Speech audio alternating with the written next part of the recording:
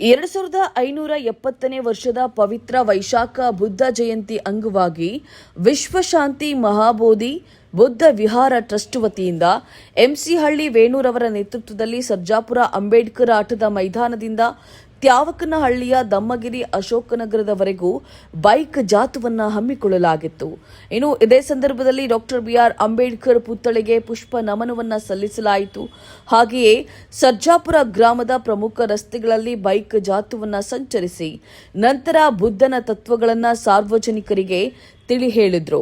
ಇನ್ನು ಕಾರ್ಯಕ್ರಮದ ನಿರ್ವಹಣೆಯನ್ನ ಟ್ರಸ್ಟ್ನ ಕಾರ್ಯದರ್ಶಿ ಗೋವಿಂದರಾಜುರವರು ವಹಿಸಿದ್ರು. ಇನ್ನು ಇದೇ ಸಂದರ್ಭದಲ್ಲಿ ಗಣ್ಯರು ಹಾಗೂ ಆಯೋಜಕರು ಬುದ್ಧನ ಭಾವಚಿತ್ರಕ್ಕೆ ಪುಷ್ಪ ನಮನವನ್ನ ಸಲ್ಲಿಸಿದ್ರು. ಇನ್ನು ಕಾರ್ಯಕ್ರಮದಲ್ಲಿ ವಿಶ್ವಶಾಂತಿ ಮಹಾಬೋಧಿ ಬುದ್ಧ ವಿಹಾರ ಟ್ರಸ್ಟ್ನ ಸಂಸ್ಥಾಪಕ ಅಧ್ಯಕ್ಷರಾದಂಥ ಮಾವಳ್ಳಿ ಶಂಕರ್, ಅಧ್ಯಕ್ಷರಾದಂಥ ಡಾಕ್ಟರ್ ಮಂಜುನಾಥ್ ಮತ್ತು ಟ್ರಸ್ಟ್ನ ಎಲ್ಲ ಸದಸ್ಯರು ಹಾಗೂ ಬುದ್ಧನ ಅನುಯಾಯಿಗಳು ಭಾಗವಹಿಸಿದ್ರು. ತಥಾಗತ ಗೌತಮ ಬುದ್ಧರ 2570ನೇ ಬುದ್ಧ ಪೂರ್ಣಿಮೆಯ ದಿನ ವಿಶ್ವದ ಎಲ್ಲ ಜೀವರಾಶಿಗಳು ಕೂಡ ಕರುಣೆ ಮತ್ತು ಪ್ರೀತಿಯನ್ನ ತಥಾಗತ ಭಗವಾನ್ ಬುದ್ಧರು ಕೊಟ್ಟಂತಹ ದಿನ ಇವತ್ತು. ಈ ಧರ್ಮವನ್ನ ಮತ್ತೆ ಈ ನೆಲಕ್ಕೆ ತರುವಂತ ಮಹಾ ಕೆಲಸವನ್ನ ಮಾಡಿದಂಥವರು ಬೋಧಿಸತ್ವ ಬಾಬಾ ಸಾಹೇಬ್ ಅಂಬೇಡ್ಕರ್ ಅವರು. ಯಾವ ಈ ಧಮ್ಮ ಈ ನೆಲದಲ್ಲಿ ಸಂಪೂರ್ಣವಾಗಿ ಮರೆಮಾಚಿತ್ತೋ ಆ ಧಮ್ಮವನ್ನ ಮತ್ತೆ ಅದನ್ನ ಈ ನೆಲಕ್ಕೆ ತರುವ ಮೂಲಕ ಈ ದೇಶಕ್ಕೆ ಒಂದು ಹೊಸ ಕರುಣೆಯನ್ನ ಕೊಟ್ಟಂಥವರು ಬಾಬಾ ಸಾಹೇಬ್ ಅಂಬೇಡ್ಕರ್ ಅವರು. ಹಾಗಾಗಿ ಇವತ್ತು ವಿಶ್ವದಾದ್ಯಂತ ಈ ಒಂದು ಬುದ್ಧಾಚರಣೆಯನ್ನ ಮಾಡ್ತಾ ಇದ್ದಾರೆ. ಈಗಾಗಲೇ ತಮಗೆ ತಿಳಿದಿರುವ ಹಾಗೆ ನಮ್ಮ ವಿಶ್ವಶಾಂತಿ ಮಹಾಬೋಧಿ ಬುದ್ಧ ವಿಹಾರದಲ್ಲಿ ಕಳೆದ 2 ದಶಕಗಳಿಂದ ನಾವು ಈ ಒಂದು ಬುದ್ಧ ಪೂರ್ಣಿಮೆಯನ್ನ ನಾವು ಹಮ್ಮಿಕೊಳ್ತಾ ಬರ್ತಾ ಇದ್ದೇವೆ. ವಿಶೇಷವಾಗಿ ಈ ಭಾಗದಲ್ಲಿರುವಂತ ಎಲ್ಲ ಉಪಾಸಕಿಯರು ಇಲ್ಲಿ ಬಂದು ಬುದ್ಧರ ಒಂದು ತತ್ವಗಳನ್ನ ಆ ಧಮ್ಮದ ಒಂದು ಆಚರಣೆಯನ್ನ ಇಲ್ಲಿ ಪಡ್ಕೊಳ್ತಾ ಇದ್ದಾರೆ.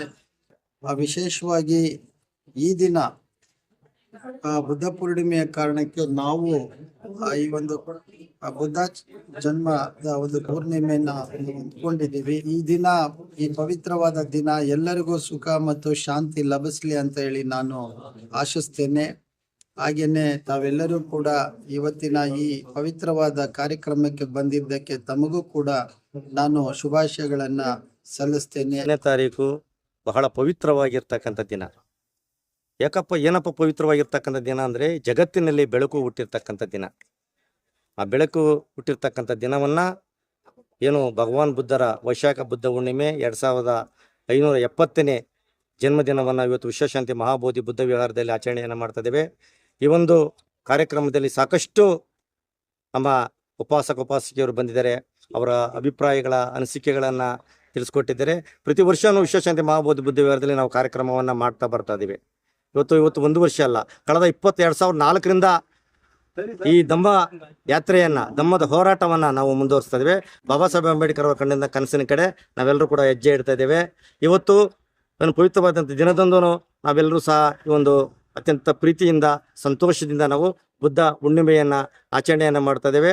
ಆಚರಣೆ ಮಾಡೋದ್ರ ಮುಖಾಂತರ ಬಾಬಾ ಸಾಹೇಬ್ ಅಂಬೇಡ್ಕರ್ ಸಾಹೇಬರು ಕಂಡಿರ್ತಕ್ಕಂಥ ಕನಸಿನ ಕಡೆ ನಾವೆಲ್ಲರೂ ಸಹ ಹೆಜ್ಜೆಯನ್ನು ಇಡ್ತಾ ಇದ್ದೇವೆ ಅಂತಕ್ಕಂಥದ್ದನ್ನ ಈ ಸಂದರ್ಭದಲ್ಲಿ ನಾನು ಹೇಳಲಿಕ್ಕೆ ಇಷ್ಟಪಡ್ತೇನೆ.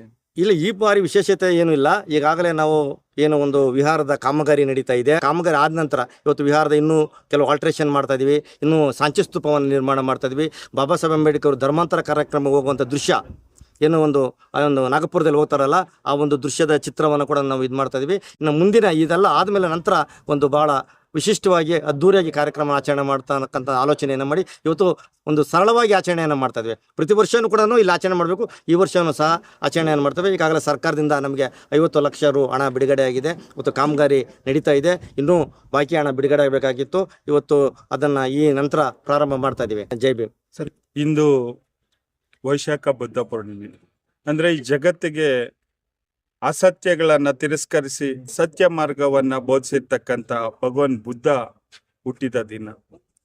ಸೊ ಈ ದಿನ ಈ ತ್ಯಾವಕನಹಳ್ಳಿ ಅಶೋಕನಗರ ದಮ್ಮಗಿರಿಯಲ್ಲಿ ಬುದ್ಧ ಪೂರ್ಣಿಮೆಯನ್ನು ಆಚರಿಸುವಂತ ವಿಚಾರವಾಗಿ ನಾವೆಲ್ಲರೂ ಸಹ ಸರ್ಜಾಪುರ ಅಂಬೇಡ್ಕರ್ ಆಟದ ಮೈದಾನದಿಂದ ನಾವು ಬೈಕ್ ಜಾಥವನ್ನ ಸರ್ಜಾಪುರದ ರಾಜಬೀದಿಗಳಲ್ಲಿ ಮೆರವಣಿಗೆ ಹೊಡ್ತಾ ಇವತ್ತು ಇಲ್ಲಿಗೆ ಬಂದು ತಲುಪಿದ್ವಿ ಬುದ್ಧ ವಿಹಾರದಲ್ಲಿ.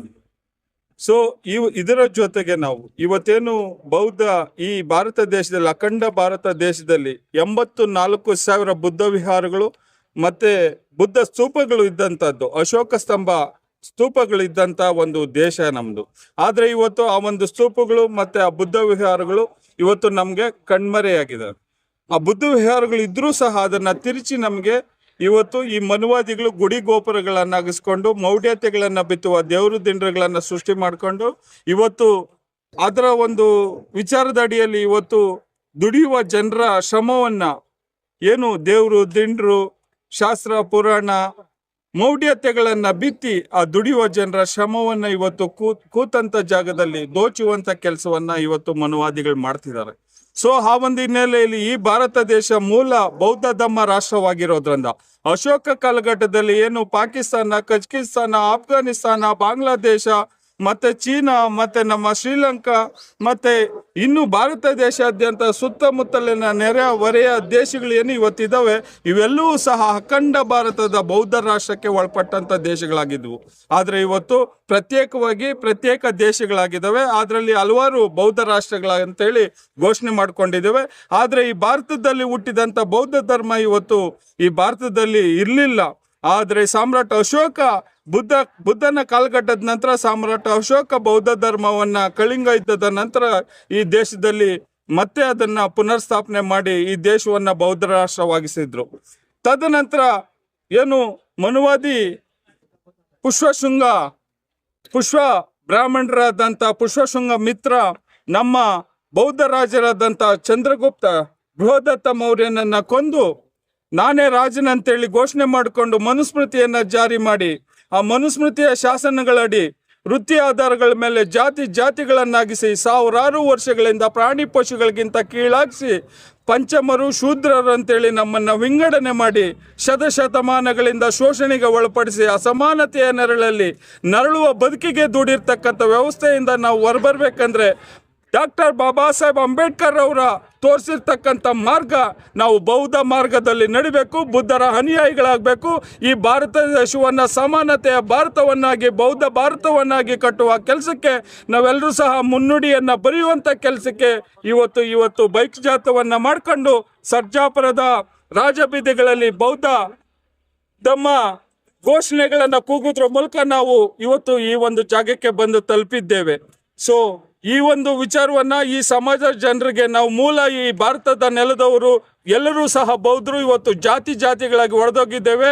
ನಾವು ಬೌದ್ಧರಾಗೋಣ, ಈ ಜಾತಿ ವ್ಯವಸ್ಥೆಯನ್ನ ನಾವು ತಿರಸ್ಕರಿಸೋಣ, ನಾವು ಸಮಾನರಾಗಿ ಸಹೋದರರಾಗಿ ಸಹಬಾಳ್ವೆಯಿಂದ ಈ ನಾಡಿನಲ್ಲಿ ಬದುಕುವಂತ ಒಂದು ವಾತಾವರಣವನ್ನು ಕಲ್ಪಿಸ್ಲಿಕ್ಕಾಗಿ ನಾವು ಬೌದ್ಧ ಧರ್ಮವನ್ನು ಅಪ್ಕೊಳ್ಳುವಂತ ಕೆಲಸ ಮಾಡೋಣ ಅಂತೇಳಿ ಈ ಸಮಾಜಕ್ಕೆ ನಾನು ತಿಳಿಸ್ಲಿಕ್ಕೆ ಇಷ್ಟಪಡ್ತಾ ಇದ್ದೀನಿ. ಇವತ್ತು ಸಂಘಟನೆಗಳು ಪ್ರತಿ ಹಳ್ಳಿಗಳಲ್ಲೂ ಸಹ ಅಂಬೇಡ್ಕರ್ ಭವನಗಳೇನಿದಾವೆ ಆ ಅಂಬೇಡ್ಕರ್ ಭವನಗಳನ್ನೇ ಬೌದ್ಧ ವಿಹಾರಗಳನ್ನಾಗಿ ಪರಿವರ್ತನೆ ಮಾಡಿಕೊಂಡು ಬೌದ್ಧ ಧರ್ಮವನ್ನು ಕಟ್ಟುವಂತ ಕೆಲಸಕ್ಕೆ ಅವರು ಮುಂದಾಗಬೇಕಂತೇಳಿ ನಾನು ಅವ್ರಿಗೆ ಈ ನಿಮ್ಮ ಮಾಧ್ಯಮದ ಮೂಲಕ ತಿಳಿಸ್ಲಿಕ್ಕೆ ಇಷ್ಟಪಡ್ತಾ ಇದ್ದೀನಿ.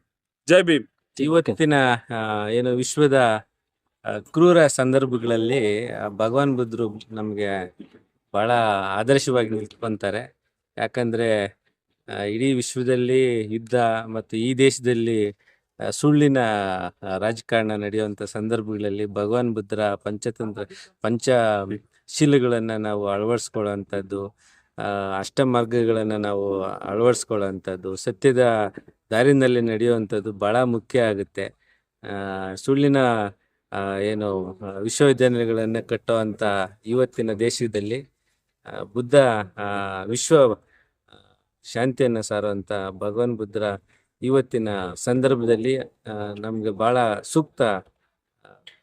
ಅವರ ಆದರ್ಶಗಳನ್ನು ಪಾಲಿಸುವಂಥದ್ದು ನಾವೆಲ್ಲ ಪಾಲಿಸ್ಬೇಕನ್ನುವಂಥದ್ದು ನಾನು ಒತ್ತಾಯ ಮಾಡ್ತಾ ಇದ್ದೀನಿ. ಜೈ ಭೀಮ್. ಭಗವಾನ್ ಬುದ್ಧರ ಜಯಂತ್ಯೋತ್ಸವದ ಶುಭಾಶಯಗಳನ್ನು ಕೊಡ್ತೇನೆ. ಸ್ನೇಹಿತರೆ, ಇವತ್ತು ಇಡೀ ವಿಶ್ವದಂತ ಬೌದ್ಧ ಅಂಬೇಡ್ಕರ್ ಅನುಯಾಯಿಗಳು ಮತ್ತು ಅಭಿಮಾನಿಗಳು ಒಂದು ಭಗವಾನ್ ಬುದ್ಧರ ಜಯಂತ್ಯೋತ್ಸವವನ್ನು ಆಚರಣೆ ಮಾಡ್ತಾ ಇದ್ದಾರೆ. ಇಲ್ಲ ಅಂತ ಹೇಳ್ತಕ್ಕಂಥದ್ದಿಷ್ಟೇ, ಅಂಬೇಡ್ಕರ್ ಅನುಯಾಯಿಗಳು ಮತ್ತು ಅಭಿಮಾನಿಗಳು ಬಾಬಾ ಸಾಹೇಬರು ಎಲ್ಲಾ ಧರ್ಮಗಳನ್ನ ಅಧ್ಯಯನ ಮಾಡಿ ನಮಗೆ ಒಂದು ಶ್ರೇಷ್ಠವಾದಂಥ ಧರ್ಮವನ್ನ ಮತ್ತೆ ಮಾನವರ ಮಧ್ಯೆ ಇರ್ತಕ್ಕಂಥ ಕಂದಾಚಾರಗಳನ್ನ ದೂರ ಮಾಡ್ತಕ್ಕಂಥ ಮನುಷ್ಯ ಮತ್ತು ಮನುಷ್ಯನನ್ನ ಪ್ರೀತಿಯನ್ನ ಕಾಣತಕ್ಕಂಥ ಒಂದು ಧರ್ಮವನ್ನ ನಮಗೆ ಬರೀ ಅವ್ರು ಹೇಳಲಿಲ್ಲ, ಅವರು ಲಕ್ಷಾಂತರ ಅಭಿಮಾನಿಗಳೊಂದಿಗೆ ಸೇರ್ಪಡೆ ಆಗೋದ್ರ ಮೂಲಕ ನಮಗೆ ಒಂದು ಸಂದೇಶವನ್ನು ಕೊಟ್ಟಿದ್ದಾರೆ. ನಾವು ಅದನ್ನ ಪಾಲನೆ ಮಾಡಬೇಕು. ಯಾಕಂದ್ರೆ ನಾವು ಬಾಬಾ ಸಾಹೇಬ್ರಿಗಿಂತ ಏನು ಬುದ್ಧಿವಂತರಲ್ಲ, ಹಂಗಾಗಿ ಅವ್ರು ಏನ್ ಹೇಳಿದಾರೋ ಅದನ್ನ ಪಾಲನೆ ಮಾಡ್ಬೇಕು ಅಷ್ಟೇ. ಇವರು ಬೌದ್ಧ ಧರ್ಮ, ಬಾಬಾ ಸಾಹೇಬ್ ಬೌದ್ಧ ಧರ್ಮಕ್ಕೆ ಸೇರ್ಪಡೆ ಆಗಿದ್ದಾರೆ, ನಾವು ಸೇರ್ಬೇಕೋ ಬೇಡೋ ಅಂತ ಆಲೋಚನೆ ಮಾಡೋಂತ ಅಷ್ಟು ಬುದ್ಧಿವಂತರು ನಾವೆಲ್ಲ. ಯಾಕಂದ್ರೆ ನಾವು ಬಾಬಾ ಸಾಹೇಬ್ ನಮಗಿಂತ ಬುದ್ಧಿವಂತರಾಗಿರೋ ಡಿಸೈಡ್ ಮಾಡಿದ್ದಾರೆ, ಅದನ್ನ ಪಾಲನೆ ಮಾಡ್ಬೇಕಾಗಿರೋದು ನಮ್ಮ ಧರ್ಮ ಅನ್ನೋಂಥದ್ದು ನನ್ನ ಮಾತನ್ನ ಹೇಳಲಿಕ್ಕೆ. ಜೈ ಭೀಮ್.